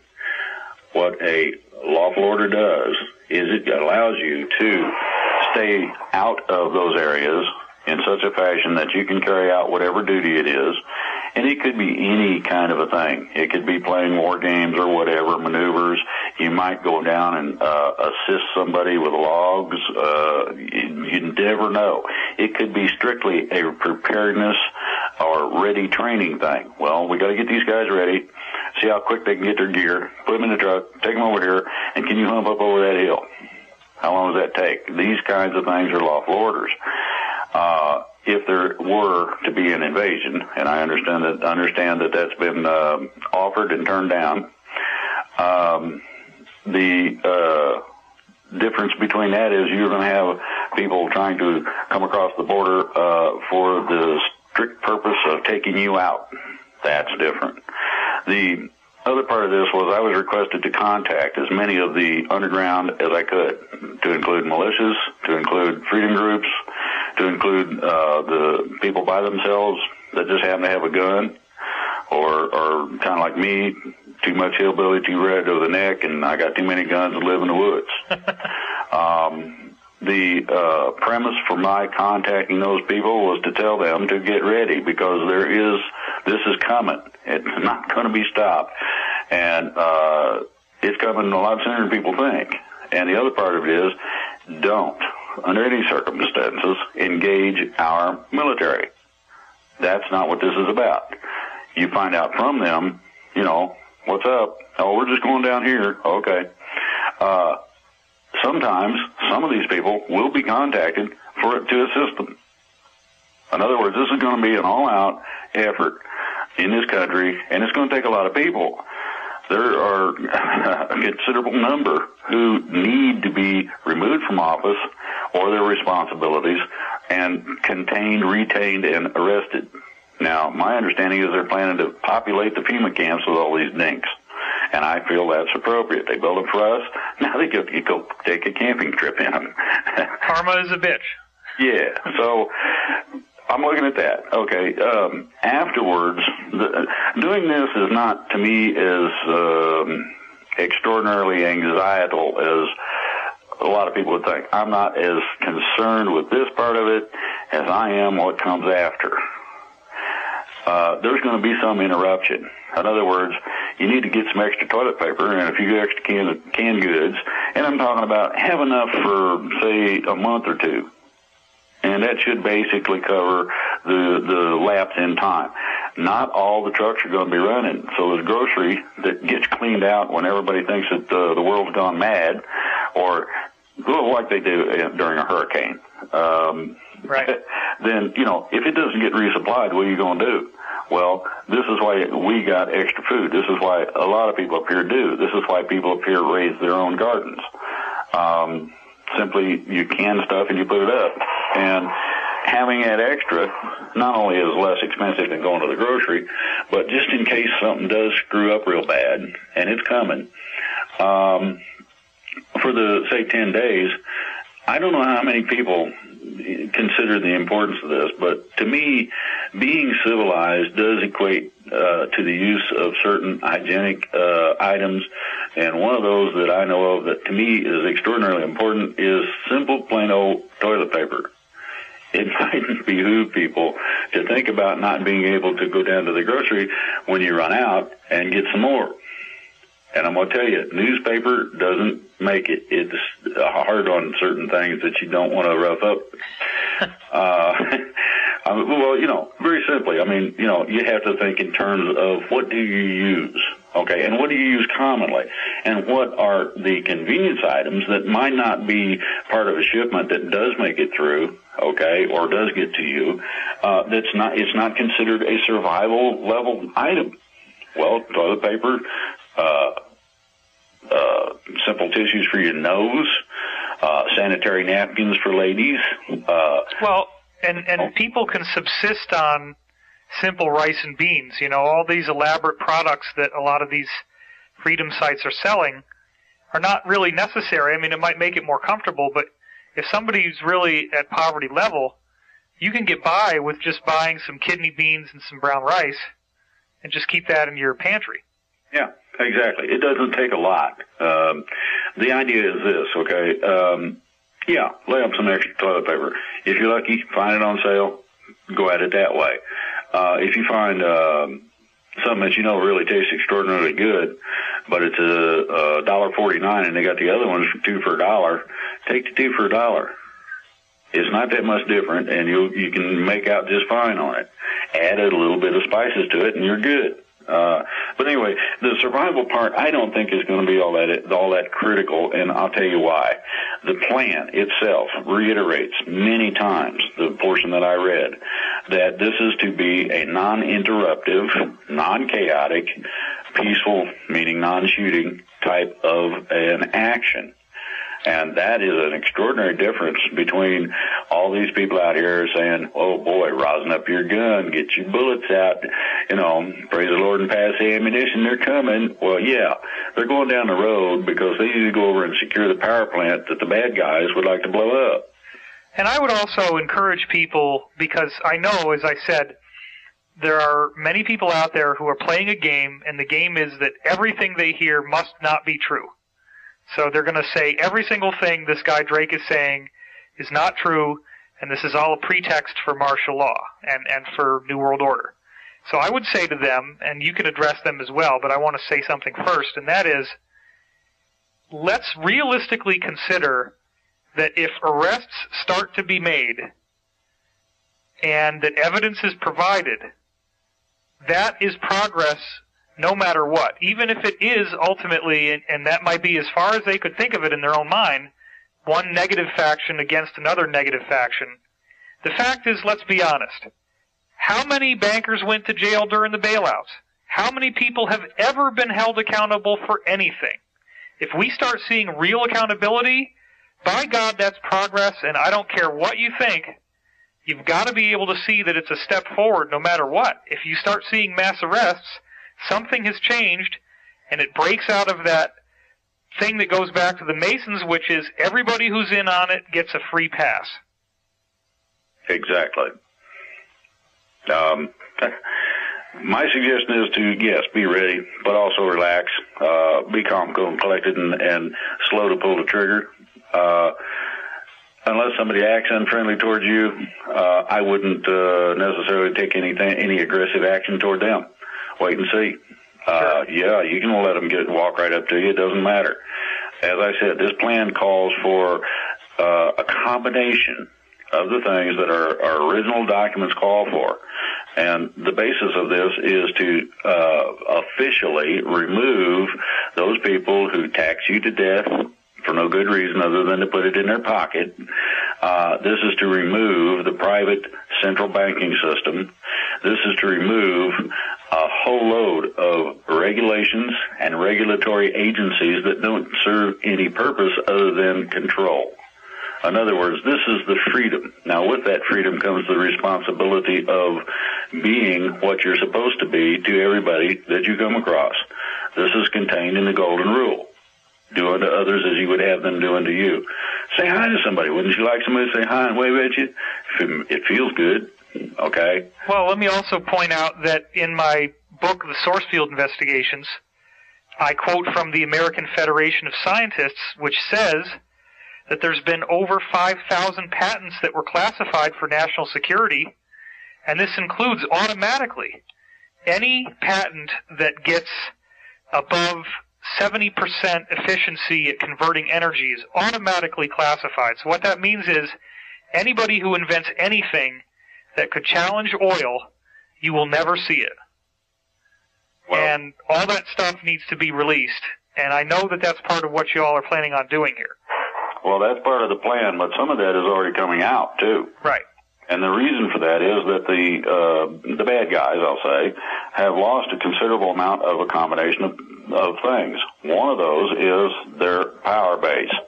They can't say, well, I'm the mucky muck, do so, and have it done. The other part is they don't have the cash on hand, the finances, to pay the bad guys that work for them. Yeah, mercenaries don't work if you don't pay their salary. Exactly. So you get a situation where they have lost most of their power. They're beginning to lose most of the finance.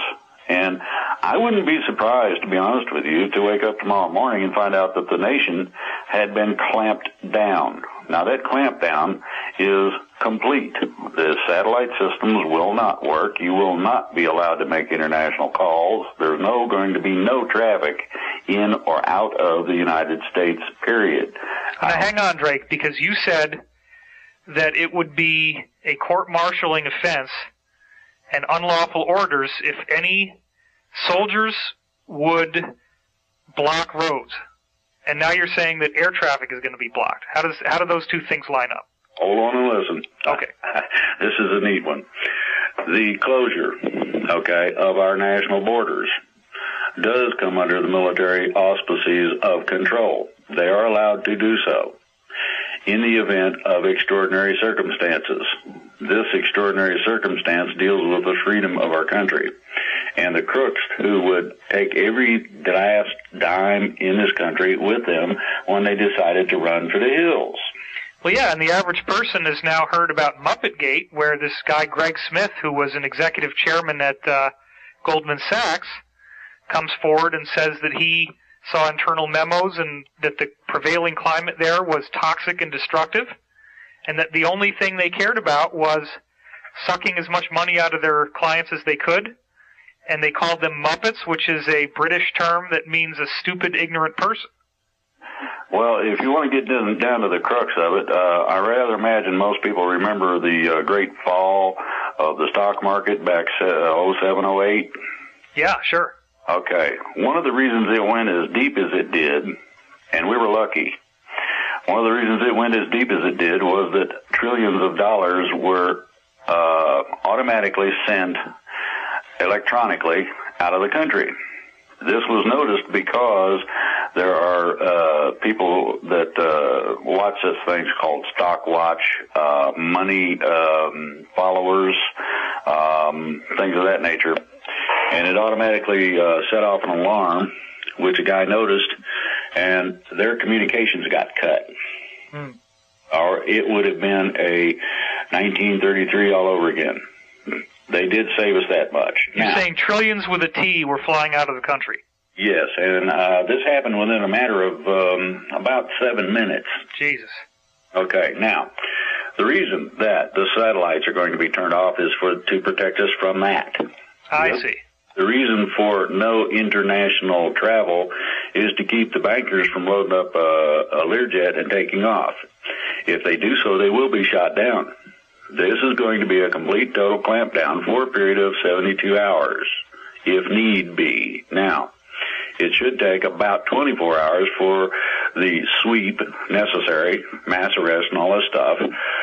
Secondary sweep will probably take another 5 or 6 to make sure they got all the records necessary to convict these people. The other part of this is that there are certain areas that are sensitive that may contain explosive charges of varying kinds in order to blow up a record. You've seen a lot of these in movies lately where they blow things up and there's big balls of fire. Well, absolutely. That sort of explosive takes out records like you wouldn't believe.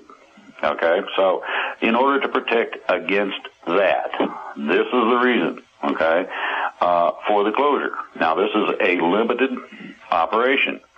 At the time that they know that it is cleared, that the military portion of the action has been culminated, then, and I say military, the military backs the federal marshals who use the local police, etc. Okay. After that action is taken, we are going to have about a day's time to make sure that this goes viral on the internet. Hey, guess what? Look at this. And there will be some video supplied, as I understand it. I didn't know about this until just the other day. Well, I may be talking out of school here, but I think you're underestimating it when you say the word some. I have been informed that there are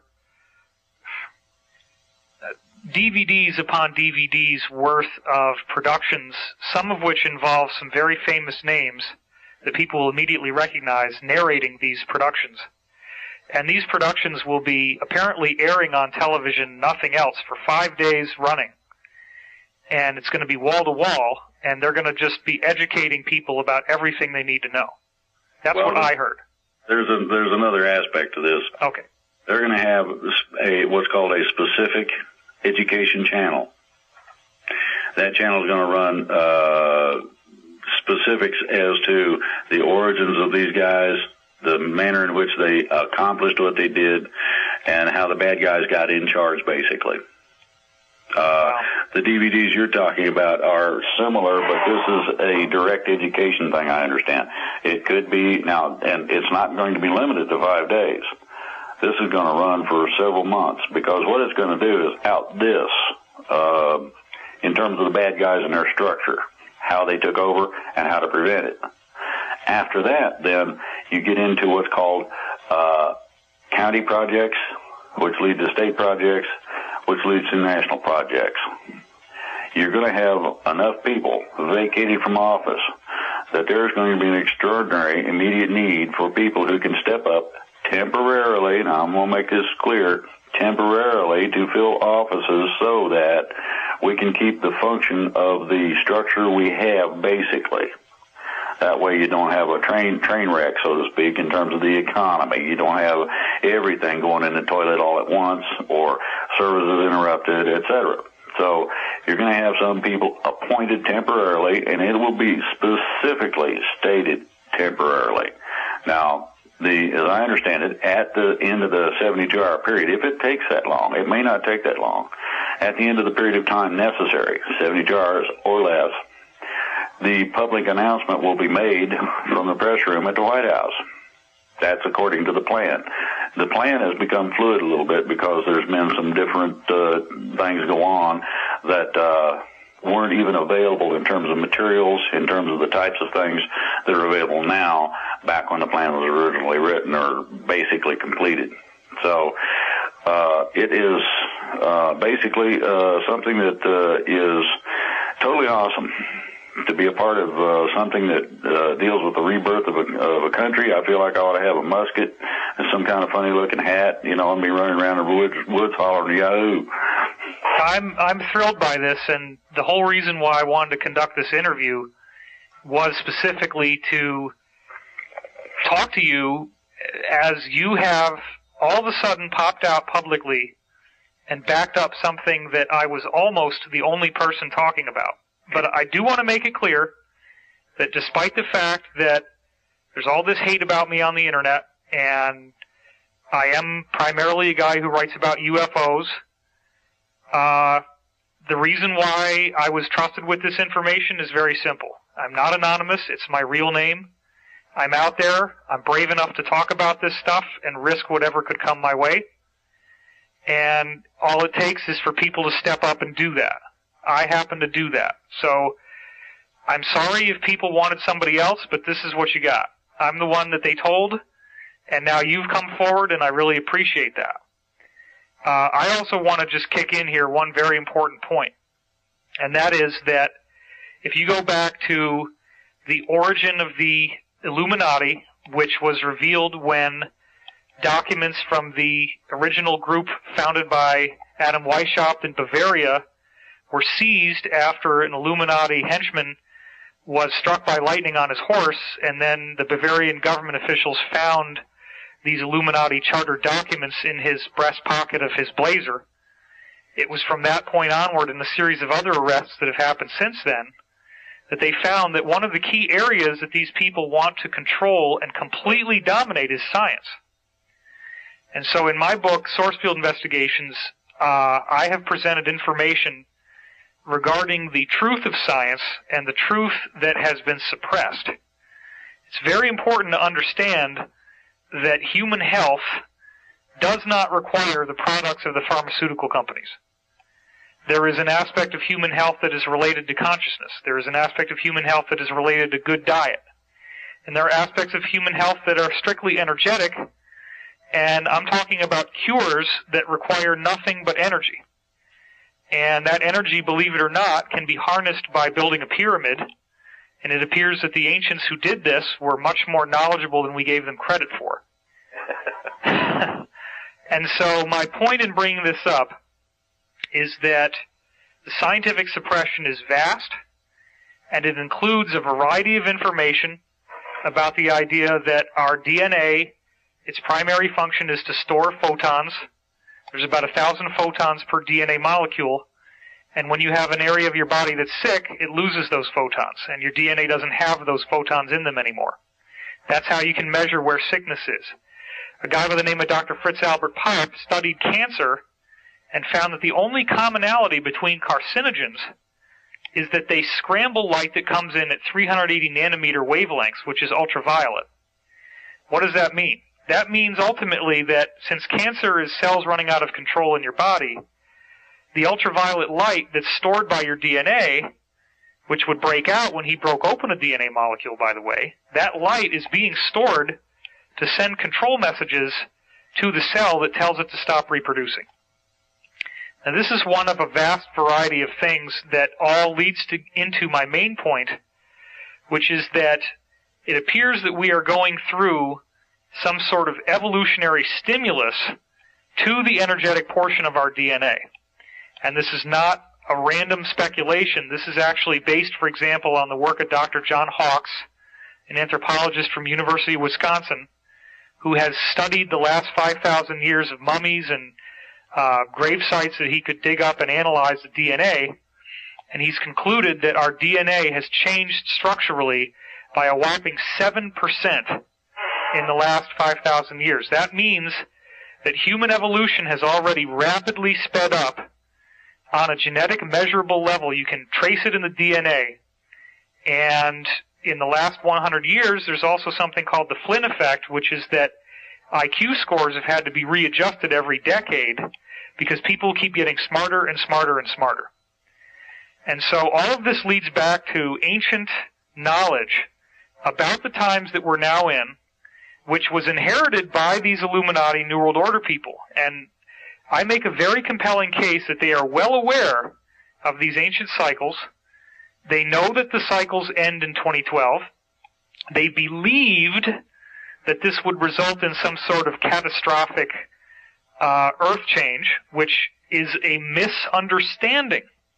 I want to make that point very clear if I bring this up at all. That is that the origins of these ancient prophecies can be traced back to two ancient civilizations, one of which was in Antarctica, which we call Atlantis, the other of which was in what's now Siberia. The Earth's position did shift at that time, but according to a variety of credible threads of evidence that I've tied together, it was actually the result of nuclear weapons being used. People don't realize that the Earth was home to very advanced civilizations that lost their technology because 90-95% of beachfront property, which is where everybody wanted to live, was inundated. But these people had very advanced knowledge, and that knowledge was passed down from the Siberian strain to Iran in the form of Zoroastrianism, to India in the form of Hinduism, and on into Europe. So you got to go back to Zoroastrian and Hindu prophecy. What did they say about what was going to happen in the times that we're now in? Because everything else, and this includes Hebrew prophecy, Christian prophecy, Islamic prophecy, you name it, they all trace back to these original seed teachings. When you read the original seed teachings, the Zoroastrians say that we're going to go into a period they call